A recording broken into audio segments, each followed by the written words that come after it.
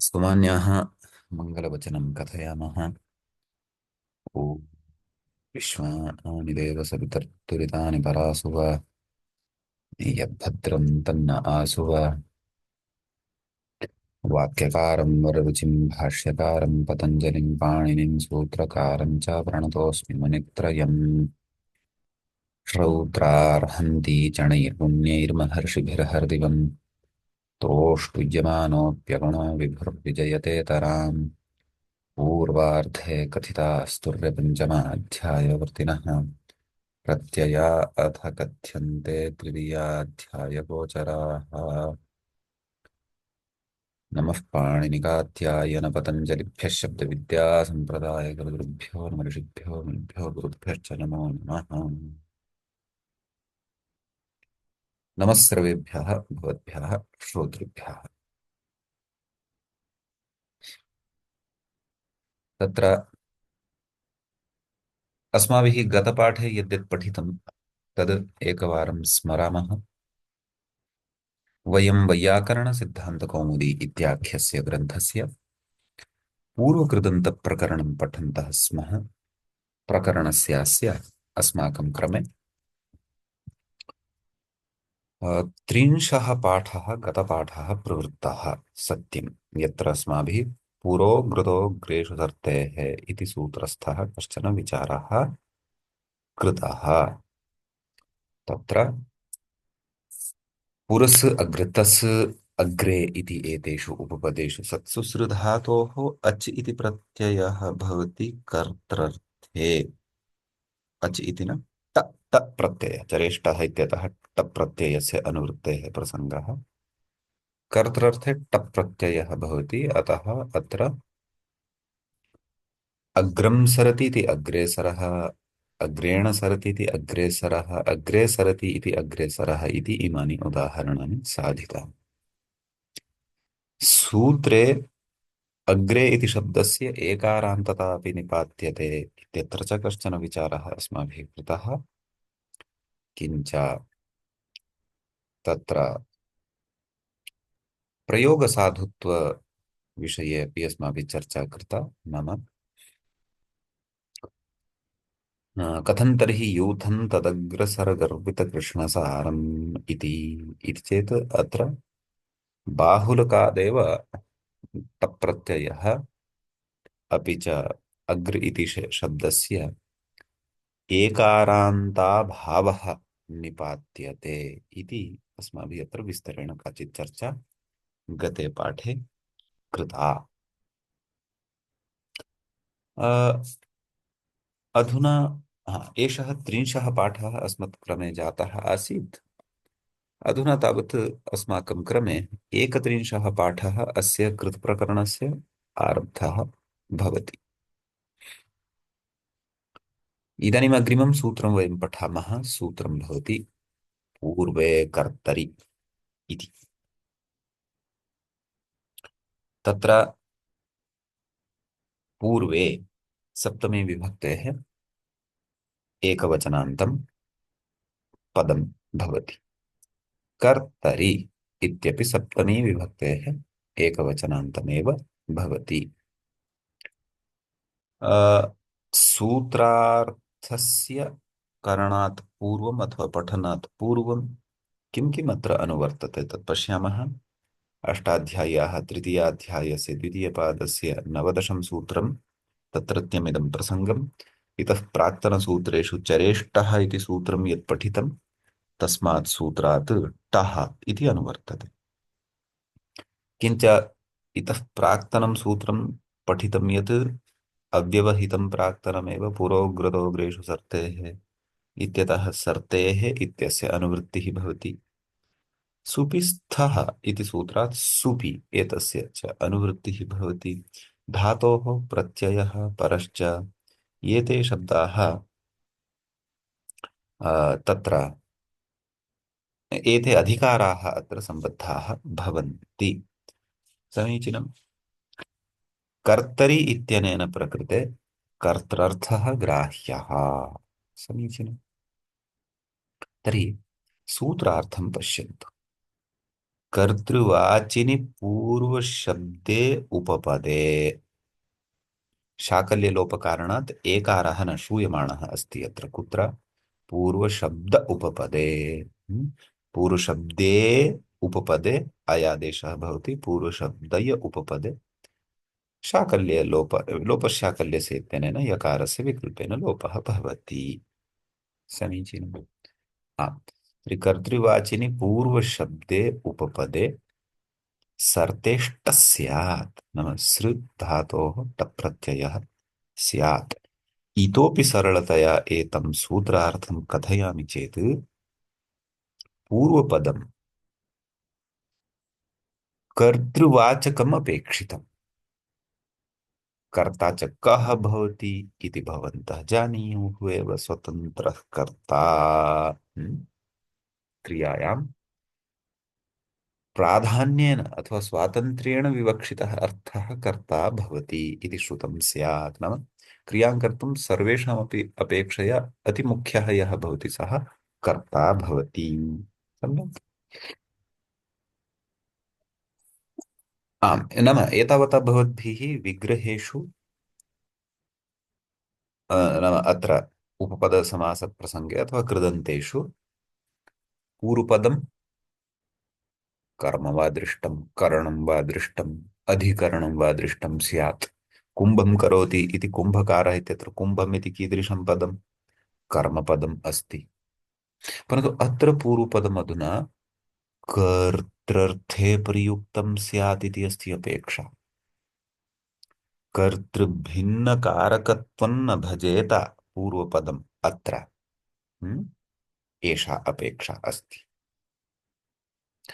तर्हि पश्यन्तु अत्र किम् उदाह्रियते पूर्वः सरति इति पूर्वसरः विग्रहेणैव ज्ञायते पूर्वः का विभक्तिः अस्ति प्रथमा विभक्तिः अस्ति कर्तरिवाक्ये प्रथमा विभक्तिः भवति खलु कर्तरि यथा रामः गच्छति तावदेव पूर्वः नाम कश्चन अस्ति सः प्रथमतया गच्छन् अस्ति प्रथमः पूर्वः पूर्वशब्दः प्रथमार्थे अपि प्रयुज्यते अथवा आदौ गच्छन् अस्ति तर्हि अत्र पूर्व इति शब्दः कस्यचित् कर्तुः अर्थे प्रयुक्तः अस्ति सः कोऽपि भवितुमर्हति देवदत्तः रामः श्यामः यः कोऽपि अतः यः आदौ गत्वा प्रथमतया गत्वा अग्रे गच्छति सरति सरति नाम गच्छति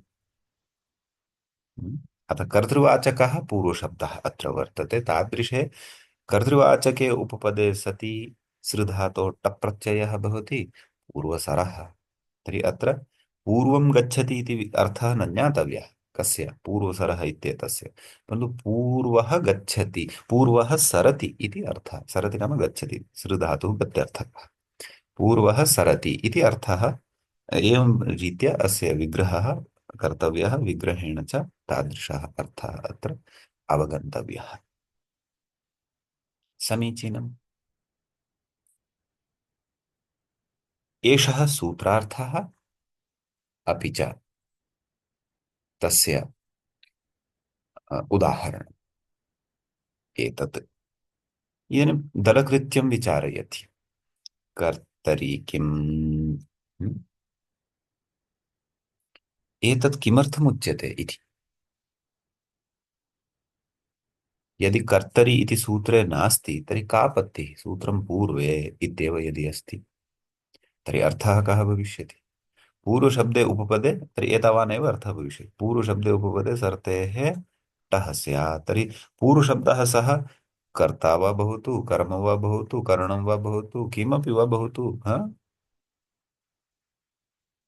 सर्वविधस्यापि पूर्वदत्वेन ग्रहणे सति सृधातोः टप् प्रत्ययः भविष्यति तथा चेत् पूर्वं देशं स्मरति नाम अत्र पूर्वमिति कर्मपदम् अस्ति देशवाचकं कर्मपदं वर्तते अतः पूर्वं देशं सरति इति विग्रहे अपि पूर्वसरः इति रूपं स्यात् यत् अनिष्टं स्यात्। अपेक्षितं किमस्ति तत्र? पूर्वसारः। हा?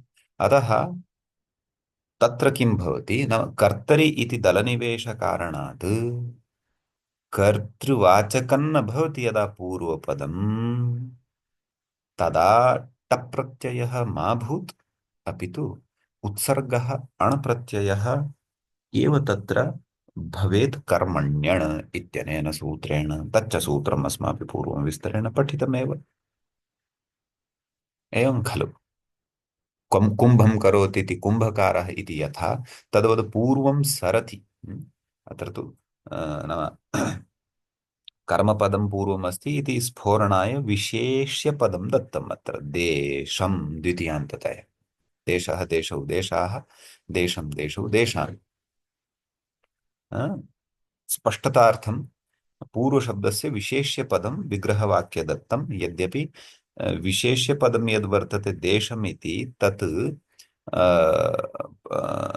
समासघटकं नास्ति। नाम समासावयवभूतं नास्ति।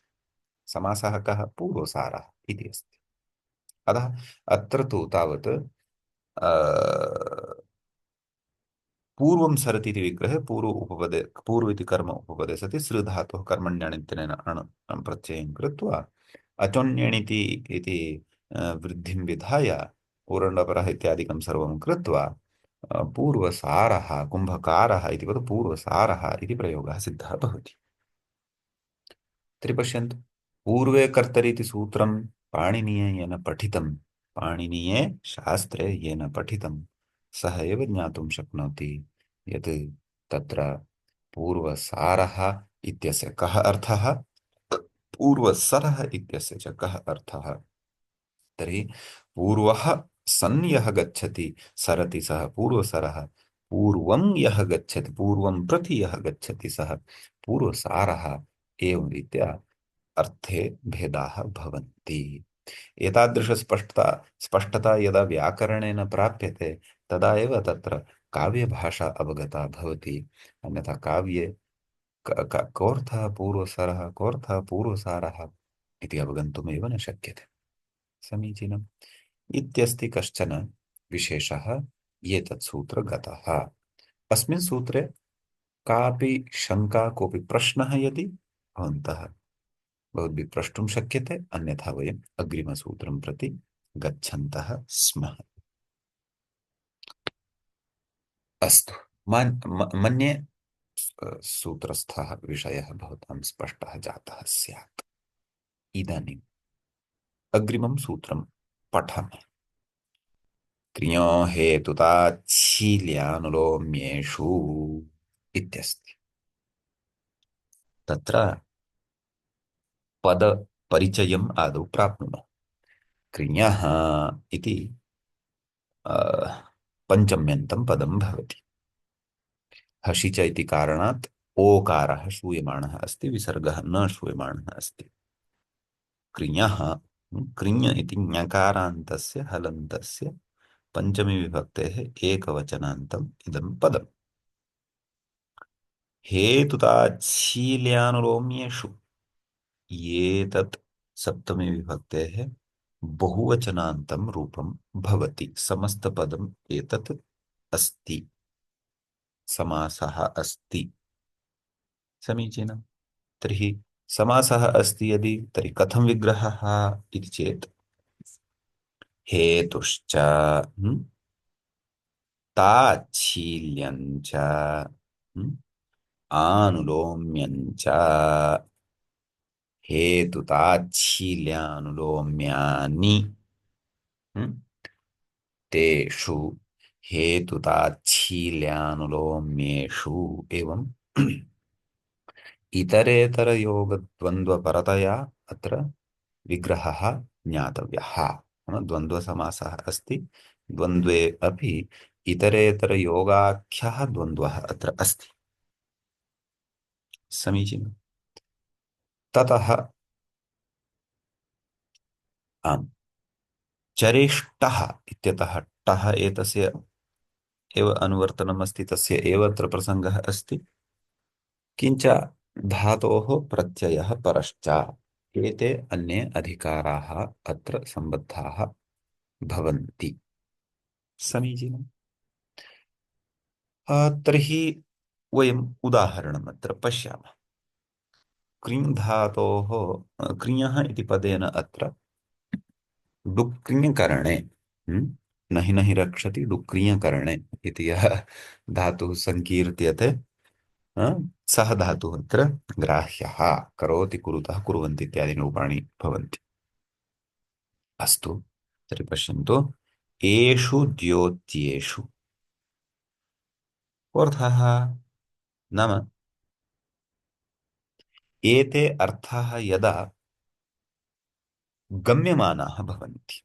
द्योत्येषु नाम गम्यमानेषु, अथवा एते अर्थाः यदा विवक्षिताः भवन्ति, अथवा एतेषाम् अर्थानां यदा प्रसङ्गः भवति। हम्म। हाँ, करोतेष्टः स्यात् नाम कृ धातुः यः वर्तते तस्य तस्मात् धातोः टप् प्रत्ययः भवति। तर्हि एषु नाम केषु, एवं खलु? एषु नाम केषु इति चेत् एते ये त्रयः अत्र पठिताः ते हेत्वर्थः अस्ति। हेतुः अर्थात् कारणं। हम्म? ताच्छील्यार्थः अस्ति। अ, तस्य शीलं तच्छीलं, अथवा तच्चैतच्छीलं तच्छीलम्, एवं विग्रहः अत्र ज्ञातुं शक्यते। शीलं नाम स्वभावः। हम्म? तर्हि तच्छीलस्य भावः ताच्छील्यम्। तर्हि ताच्छील्यम् इत्यनेन किं ग्राह्यं? तत्स्वभावता इति। नाम तस्य स्वभावः यः अस्ति तस्य स्वभावस्य भावः। सामान्येन सरलभाषया वदामश्चेत् स्वभावः इति तच्छीलता इति भवति। कः सन्देशः अस्ति इन्बाक्स् मध्ये? नमस्कारः, क्षम्यतां लेट् अस्मि, रिगार्ड्स्। चिन्ता नास्ति महोदय, स्वसौकर्येण आगच्छन्तु। वीडियो रिकार्ड् तु वयं दद्मः एव, तथापि भवन्तः आगताः स्वागतम्। अस्तु। आ, येषु द्योत्येषु करोतेष्टः स्यात् नाम येषु येषु अर्थेषु द्योत्येषु। समीचीनम्। अत्र उपपदं यत्किमपि वा भवितुम् अर्हति, परन्तु अत्र तु नाम एषा उपपदसप्तमी नास्ति। अवधानं कुर्वन्तु। तत्र उपपदं सप्तमी स्थम् इति अत्रापि अप्लै भवति इति न। एषा विषयसप्तमी अस्ति। नाम एषु एषु विषयेषु अथवा अर्थेषु गम्यमानेषु। अतः अत्र एतादृशमर्थं न स्वीकुर्वन्तु यत् हेतु इति उपपदे सति, ताच्छील्य इति उपपदे सति, आनुलोम्य इति उपपदे सति क्रियः टप् प्रत्ययः भवति। तथा चेत् यशस्करी विद्या इत्यादीनि रूपाणि न भविष्यन्ति, अपि तु तत्र हेतुकरी विद्या, ताच्छील्यकरी विद्या, आनुलोम्यकरी विद्या इत्यादीनि उदाहरणानि भविष्यन्ति, परन्तु तथा नास्ति। तर्हि मनसि एकः अयमपि कश्चन प्रश्नः स्यादेव। कः प्रश्नः इति चेत् तत्र तन्नाम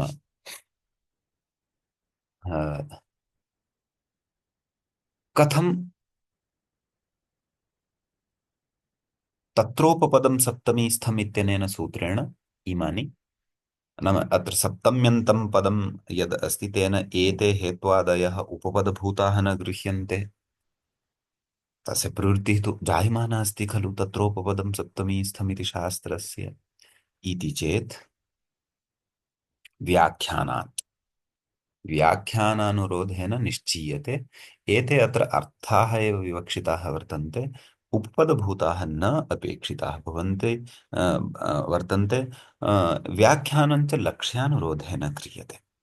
समीचीनं। लक्ष्यं नाम प्रयोगः, उदाहरणं। समीचीनम्। इदानीम् अग्रे अत्र उदाहरणं पश्यामः। यशस्करी विद्या इति अस्ति। सम्यक्। एकैकस्य अर्थस्य एकैकम् उदाहरणं यच्छन्नस्ति। हेत्वर्थस्य यशस्करी विद्या इति, ताच्छील्यार्थस्य श्राद्धकरः इति वक्ष्यते। आनुलोम्यार्थस्य तत्र वचनकरः इति अर्थः इति उदाहरणम् अग्रे वक्ष्यते। समीचीनम्। अस्तु तर्हि अत्र कथं यशः करोति, सम्यक् इति विग्रहे यशः करोति इति यशस्करी विद्या इति विग्रहे यशः तत्र कर्मपदम् अस्ति, नपुंसकलिङ्गे भवति खलु यशस् इति शब्दः। यशः यशसि यशांसि, यशः यशसि यशांसि एवं रीत्या तत्र भवति, वाक्यप्रयोगः भवति। ततः यशः इति उपपदे सति यशस् इति तस्य मूलशब्दः भवति, कृ धातोः टप् प्रत्ययः भवति। सम्यक्। अतः ततः किं भवति? आम्, यशस्, आम्, कृ इति अवस्थायां भवन्तः लिखन्तः स्युः यदि अवगमने क्लेशः स्यात्, यतः अहं मन्दमेव वदन् अस्मि, भवन्तः सौकर्येण लेखितुं शक्नुवन्ति। का स्थितिः जाता? यशस् कृ ट, ट एतस्य किमवशिष्यते? अ, यशस् कृ अ। सम्यक्। ततः सार्वधातुकारधातुकयोः इत्यनेन कृ इति धातौ यः ऋ वर्णः अस्ति तस्य गुणः भवति।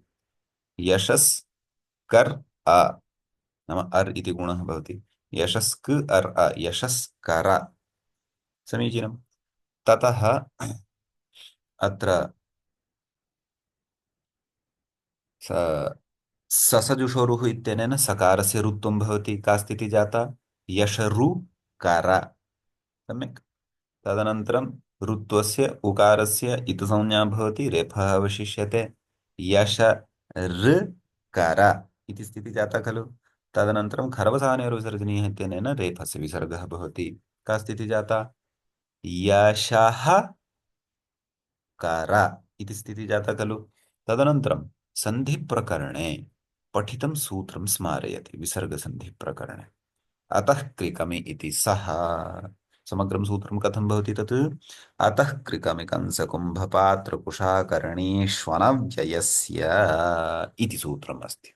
तत् सूत्रविषये अहं विस्तरेण न कथयामि, भवन्तः रिक्तकाले पश्यन्तु। सन्धिप्रकरणे, विसर्गसन्धिप्रकरणे इदं सूत्रं पूर्वं पठ्यते। अतः अनेन सूत्रेण यशः कर इति अवस्थायां यशः इत्यत्र यः अस्ति विसर्गः, तस्य विसर्गस्य स्थाने सकारादेशः भवति। अतः यशस् कार, यशस्कर, यशस्कर इति यदा सिद्धं तदा यशस्कर शब्दः तु टिदन्तः अस्ति, यतः टप् प्रत्ययः कृतः अस्ति। टिदन्तः अस्ति इति कारणतः अत्र टिड्ढाणै द्वै सजदग्नै मात्र च तयप् ठक् ठञ् कैं कोरपः। अनेन सूत्रेण स्त्रीत्वविवक्षायां नीप् इति प्रत्ययः भवति। अतः यशस्कर ई। ततः रेफोत्तरवर्ती यः अकारः अस्ति तस्य अकारस्य लोपः भवति। यशस्कर ई, यशस्करी। पुनः सुप्रत्ययः आगच्छति। हल्ङ्याभ्यो दीर्घात्सुतिस्भृतं हलित्यनेन सोर्लोपः भवति। यशस्करी इति रूपं सिद्धं भवति। तर्हि मुख्यः विषयः कः? हेत्वर्थः अपि विचारणीयः खलु। कथं हेत्वर्थः अस्ति? अर्थात् अत्र किमुक्तं नाम हेत्वर्थे गम्यमाने हेत्वर्थे द्योत्ये इत्युक्तं खलु। अतः प्रकृते हेत्वर्थः कुतः नाम य यत् यशः वर्तते तस्य यशसः करणे हेतुः अर्थात् कारणं वर्तते। किं? विद्या। विद्या कारणं वर्तते। यदि कस्यचित् सविधे विद्या भवति तर्हि तस्य निश्चयेन यशः लोके भवति। ओह, सः तु विद्यावान् अस्ति, सः तु जानाति, सः तु पण्डितः शास्त्रज्ञः, अथवा कस्मिंश्चिदपि क्षेत्रे। पाण्डित्यं नाम संस्कृतशास्त्रेषु तत्र प्रावीण्यमेव पाण्डित्यम् इति न। भवन्तः आधुनिकम् अपि कञ्चन क्षेत्रं, सङ्गणकीयं क्षेत्रं, साफ्ट्वेयर इंजीनियरिंग क्षेत्रे अथवा अन्यविध वैज्ञानिकक्षेत्रे भवतां तत्र विद्यार्जनम् अस्ति चेत् भवन्तः तत्रापि यशः प्राप्नुवन्ति एव। अतः या कापि विद्या भवतु नाम सा अ, यशसः प्राप्तौ हेतुः भवति। अतः हेत्वर्थे गम्यमाने अत्र पूर्वपदे कस्मिंश्चित् पूर्वपदे सति कृधातोः टप् प्रत्ययः भवति। अतः एतद् एकम् उदाहरणम् अत्र सिद्धं भवति। समीचीनम्। इदानीम् उदाहरणान्तरम् अत्र पश्यामः, ताच्छील्यार्थम् अत्र पश्यामः। ताच्छील्यं नाम तत्स्वभावता इति उक्तमेव भवतां सविधे। तर्हि उदाहरणं दृश्यते, श्राद्धकरः। क्षणमेकम्, एकक्षणम् आगच्छामि।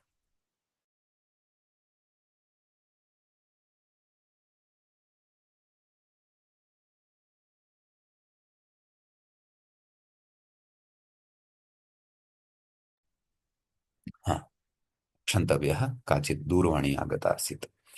अस्तु, इदानीं ताच्छील्यार्थे श्राद्धकरः इति उदाहरणं पश्यन्तु। तर्हि अस्य कथं विग्रहः इति चेत्, श्राद्धं करोति तच्छीलं, नाम श्राद्धं कर्तुं स्वभावः अस्ति यस्य, सः श्राद्धकरः भवति। नाम तस्य शीलं वर्तते, तस्य काचित् विशिष्टा प्रवृत्तिः वर्तते, तस्य कश्चन स्वभावः वर्तते। श्राद्धं च किं भवति? श्रद्धया कृतं यत्किमपि कर्म तत् श्राद्धमेव भवति। पितॄन् आदाय, ज्येष्ठान् आदाय, आदरणीयाः समाजे अथवा ये केऽपि जीवजन्तून् प्राणिनः आदाय, अन्यांश्च पशुपक्षींश्चादाय यत्किमपि कर्म अस्माभिः श्रद्धया क्रियते तत् श्राद्धम् इति भवति। तत् मरणात् प्राक्तनानामपि भवितुमर्हति। ये दिवङ्गताः लोकान्तरं गताः तेषां स्मरणे अपि भवितुम् अर्हति। अतः श्रद्धया एतादृशं श्राद्धकर्म कर्तुं यस्य शीलं वर्तते, स्वभावः वर्तते, अतः ताच्छील्यार्थः अत्र गम्यमानः वर्तते। अतः श्राद्धं करोति इति विग्रहपूर्वदेव। श्राद्धमिति कर्मणि उपपदे सति कृधातोः टप् प्रत्ययः पूर्वदेव करणीयः। अतः प्रकृते तदेव धातोः गुणः भवति श्राद्धकर मेलनेन श्राद्धकर विभक्तिकार्ये कृते श्राद्धकरः इति उदाहरणम् अत्र सिद्धं भवति। समीचीनम्। एतत् अन्तिमः अर्थः अस्ति आनुलोम्यार्थः। तत्र पश्यन्तु। इदानीम् आनुलोम्यं नाम तत्र आज्ञाविशेषस्य पालनम्। आज्ञाकारित्वम् अत्र आनुलोम्यम् इति विवक्ष्यते। गुरुवादिवचनानुवर्तीत्यर्थः। तत्र पश्यन्तु, तत्र अहं व्याख्यायां दर्शयामि, क्षणमेकम्। व्याख्याता एकैकं विषयं पश्यन्तु। विद्या यशो हेतुः इत्युक्तं प्रथमे उदाहरणे। श्राद्धक्रियाशीलः यः अस्ति तद् द्वितीयम् उदाहरणमपि दृष्टं। वचनकरः इति पश्यन्तु, गुर्वादिवचनानुवर्तीत्यर्थः। अर्थात् गुरुः आदिशब्देन आचार्यः, ज्येष्ठः, यः कोऽपि तेषां गुरुवादीनां वचनस्य अनुवर्तनं करोति। नाम यथा गुरुः कथयति तथा पालयति, तथा करोति, तथा अनुष्ठानं करोति। अतः एतादृश आज्ञाकारित्वम् अत्र आनुलोम्य शब्देन विवक्षितं वर्तते। यद्यपि प्रसंगानुरोधेन अथवा भिन्न भिन्न शास्त्रे भिन्न भिन्न प्रकरणे अनुलोम शब्दस्य अन्येपि अर्थाः भवितुमर्हन्ति, परन्तु प्रकृते आनुलोम्यस्य अर्थः अस्ति तदेव आज्ञाकारित्वम् इति। तर्हि पश्यन्तु कोऽर्थः। वचन उदाहरणं पश्यन्तु। वचनकरः वचनं करोति। तर्हि अत्र एतादृशम् अर्थं न भवन्तः एतादृशः अर्थः अत्र नावगन्तव्यः। वचनं करोति नाम कथं वचनं, नाम कोऽर्थः। वचनं तु एकस्य कस्यचन अधिकारिणः आर्डर् अपि भवितुम् अर्हति खलु इति चेत् न, तथा न। केनचन आदेशः दत्तः, आदेशः अपि वचनरूपः एव खलु, तन्न। तथा चेत् नाम यः वचनस्य आदेशादिरूपेण करणं करोति, तथा चेत् तत्र तु वचनकारः इति भविष्यति। परन्तु वचनकरः इत्यत्र विशिष्टः अर्थः कश्चन वर्तते। अर्थात् केनापि कृतं वचनं गुरुणा, मात्रा, पित्रा, ज्येष्ठेन, तस्य वचनस्य पालनं करोति सम्यक्। तस्य वचनस्य अङ्गीकारं करोति। हम्म। अतः तत्र तस्य वचनस्य अनुवर्तनं करोति। अधुनैव उक्तं खलु, गुर्वादिवचनानुवर्ती, नाम तेषाम् अनुवर्तनं करोति, तेषां वचनानां यः, सः वचनकरः भवति। अतः विग्रहः तु तथैव वचनं करोति इति। वचन इति कर्म उपपदे सति कृधातु टप् प्रत्यये अन्यविधं कार्यं भवन्तः जानन्ति एव, गुणः इत्यादिकं, गुणम् इत्यादिकं कृत्वा वचन कर अवचनकर इति रूपं सिद्धं भवति। परन्तु अर्थः अत्र कश्चन विशिष्टः अस्ति। यथा लक्ष्मणः श्रीरामस्य वचनकरः, नाम यथा श्रीरामः वचनं करोति तद्वत् सः अनुवर्तनं करोति, तस्य अनुजः लक्ष्मणः। गुरुशिष्ययोः अपि खलु महोदय? आमां, गुरुशिष्ययोः अपि भवति एव। यदि शिष्यः तथा वचनस्य पालनं करोति तदा निश्चयेन भवति। परन्तु अद्यत्वे तु अद्यतनशिक्षापद्धतौ विद्यालये, महाविद्यालये, अन्यत्र वा, आधुनिकक्षेत्रं तु त्यजन्तु, संस्कृतक्षेत्रे अपि, यतः अहमपि महाविद्यालये पाठयामि, वचनकराः शिष्याः, यथा मम महाविद्यालये 500 छात्राः सन्ति, 470 उपपञ्चशत्। तेषु वचनकरान् छात्रान् तु अहं प्रत्येकं कक्षायां कट् क्लेशेन एकं वा द्वयं वा पश्यामि। अन्यत् धूर्ताः किमपि कदापि न पालयन्ति। अस्तु, तत्तु मया अ, एवमेव उक्तं। वस्तुतः सम्यक् तदेव गुरुशिष्येषु अपि एतादृशं भवितुम्, नाम शिष्यः वचनकरः भविष्यति, न तु गुरुः। गुरुः तु वचनकारः भविष्यति इति भावः। अतः एतादृशः विशिष्टः कश्चन अत्र अर्थः वर्तते। आं, वंशी महोदय वदतु। नमस्कारः महोदय। नमो। तत्र वचनकारः कथं भवति तत्र कृधातोः? कृतः तु अणप्रत्ययः यदि कृतः कर्मण्यण् आदिवृद्धिः। हा, तत्र अर्थभेदः भवति वा तत्र? यदि भवत्येव वचन खलु। तत्र आनुलोम्यार्थः नास्ति। आनुलोम्यार्थे तु टप् प्रत्ययः एव भविष्यति। टप् प्रत्यये सति तु धातोः वृद्धिः न भविष्यति, गुण एव भविष्यति। अतः करः, यत्र वृद्धिः भविष्यति तत्र कारः।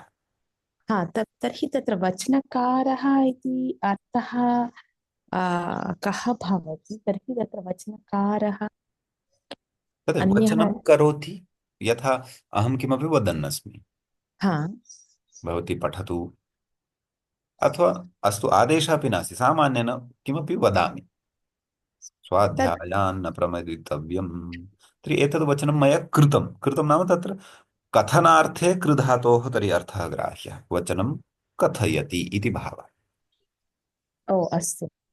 अथवा ओ यदि हा। अहं स्वयमेव स्वतन्त्रं किमपि वचनं करोमि, हम्म। तस्य वचनस्य रचनां करोमि, तर्हि अहं वचनस्य कर्ता, वचनकारः अस्मि। एवं ओ नाम अस्तु। आनुलोम्यार्थं विहाय अन्यः यः कोऽपि अर्थः तत्र गृहीतुं शक्यः। कुत्र? वचनकारः। आनुलोम्यार्थः एकः न भवति। आनुलोम्यार्थः तु टप्रत्ययान्तस्य, टप्रत्ययान्ते वचनकरः इति पदे एव भवति इति भावः। अतः तत्र यः वचनं वदति हम्म। सः वचनकारः भवति, यः वचनं पालयति सः वचनकरः भवति वा? हाँ, यः वचनस्य तदेव अनुवर्तनं करोति, यथा उक्तं तथा पालनम् अपि हम्म। करोति, सः वचनकरः। अस्तु, तर्हि तत्र वचनकरी भवति वा स्त्रीलिङ्गे? स्त्रीलिङ्गे तु वचनकरी एव, यतः टिदन्ताः एते शब्दाः, यथा यशस्कर, श्राद्धकर, वचनकर, वचनकरी यथा यशस्करी विद्या इति साधितम्। सत्यं सत्यं। यशस्करी विद्या। यदि अत्र विशेष्यपदं कर्म अस्ति तर्हि यशस्करं कर्म। यदि हम्म। पुल्लिङ्गे अस्ति, यथा अ, यशस्कारः, पुल्लिङ्गे किं वक्तुं शक्नुमः? हेत्वर्थे, हेत्वर्थे। हम्म। उपपदमत्र यत्किमपि स्वीकर्तुं शक्नुमः। यशसे एतस्य स्थाने अन्यदपि उपपदं स्वीकर्तुं शक्नुमः, यथा किमपि गुरुः अपि यशस्करः भवितुमर्हति। हा, शिष्यस्य हे शिष्यस्य यशसि हेतुः गुरुः अपि भवत्येव, गुरुः अपि भवत्येव। सः प्रथमः गुरुः माता वा भवतु, ततः आरभ्य ये केऽपि गुरवः सर्वेपि शिष्यस्य यशसि हेतवः भवन्ति। अतः पुल्लिङ्गे यशस्करः गुरुः इत्यपि भवितुमर्हति उदाहरणं। कौमुद्याम् इमानि उदाहरणानि दत्तानि तान्येव भवन्ति इति न, वयम् अन्यविधानि उपपदानि विचिन्त्य हा, प्रकारान्तरेण अन्येषामपि उदाहरणानां सिद्धिं कर्तुं शक्नुमः, क्लेशः नास्ति।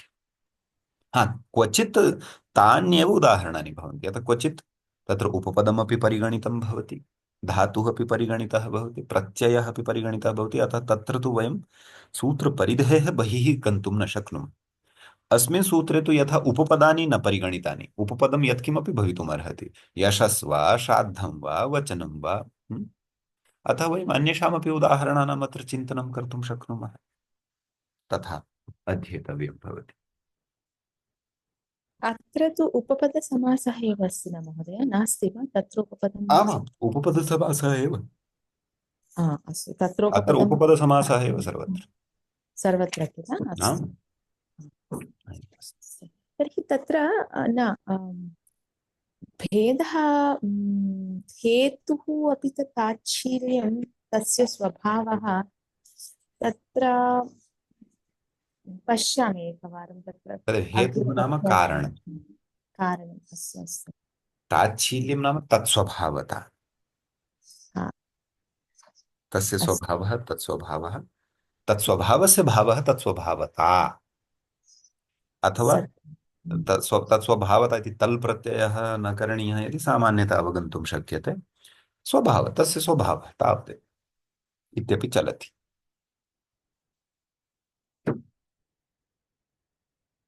एवमस्ति।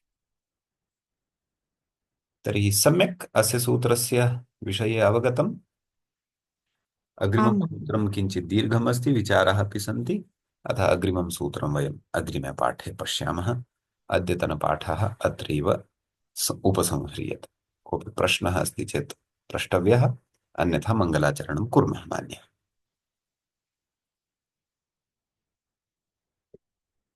समीचीनं तर्हि। अस्तु, तर्हि मङ्गलं कुर्मः। ॐ विश्वानि देव सवितर्दुरितानि परासु वा, यद्भद्रं तन्न आसु वा। वाक्यकारं वररुचिं भाष्यकारं पतञ्जलिं पाणिनिं सूत्रकारं च प्रणतोऽस्मि मुनित्रयम्। श्रौत्रार्हन्ति चणैर्गुण्यैर्महर्षिभिरहरदिवन्तोऽष्टुय्यमानोऽप्यगुणो विभुर्विजयतेतरां पूर्वार्धे कथितास्तुर्यपञ्चमाध्यायवर्तिनः प्रत्यया अथ कथ्यन्ते तृतीयाध्यायगोचराः। नमः पाणिनिकाध्यायन पतञ्जलिभ्यः सिद्धविद्यासम्प्रदायगुरुभ्यो नमः ऋषिभ्यो मुनिभ्यो गुरुभ्यश्च नमो नमः। नमः सर्वेभ्यः भगवद्भ्यः श्रोतृभ्यः। एवञ्च वैयाकरणसिद्धान्तकौमुदी इत्याख्यस्य ग्रन्थस्य पूर्वकृतन्तप्रकरणस्य अस्य अस्माकं क्रमे 31 पाठः सम्पन्नतां गतः। क्षन्तव्यम्। अग्रिमे पाठे पुनः अग्रिमं सूत्रमादाय उपस्थिताः भविष्यामः।